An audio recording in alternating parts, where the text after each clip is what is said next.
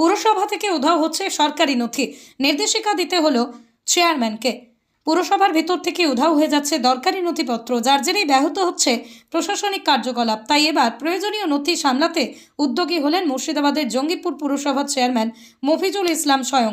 চলতি মাসের গত 18 তারিখ থেকে একটি নোটিশ জারি করে তিনি জঙ্গিপুর পুরসভার এক্সিকিউটিভ অফিসারকে জানিয়ে দেন, তার অনুমতি ছাড়া প্রশাসনিক কাজের কোনো নথি বা প্রয়োজনীয় তথ্যের হার্ড কপি কিংবা সফট কপি কাউকে যেন সরবরাহ করা না হয়।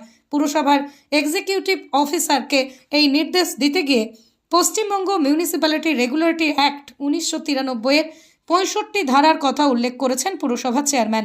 পুরো আইনের এই ধারায় রাজ্য সরকারের কোনো কাজকর্মের দায়িত্ব অন্য কোনো সংস্থাকে দেওয়ার বিষয়ে বিস্তারিত বলা হয়েছে।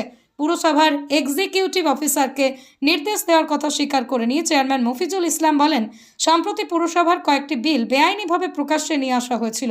এর ফলে পুরসভার বদনাম হয়েছে। যে প্রকল্পে কাজের বরাদ্দ 15,000 টাকা ছিল না, সেখানে লক্ষ লক্ষ টাকা পেমেন্ট করা হয়েছে, এমনই দাবি করছেন। পুরসভায় বদনাম করা হয়েছে।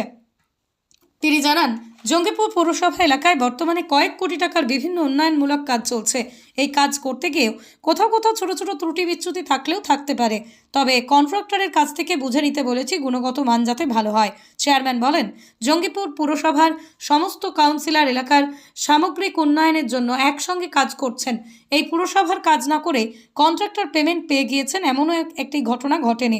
সম্প্রতি দুজন কন্ট্রাক্টরের খারাপ কাজ সম্পর্কে আমাদেরকে অভিযোগ জানানো হয়েছে, তাই দুই কন্ট্রাক্টরের নতুন করে কাজ করে দেবেন বলে প্রতিশ্রুতিও দিয়েছেন।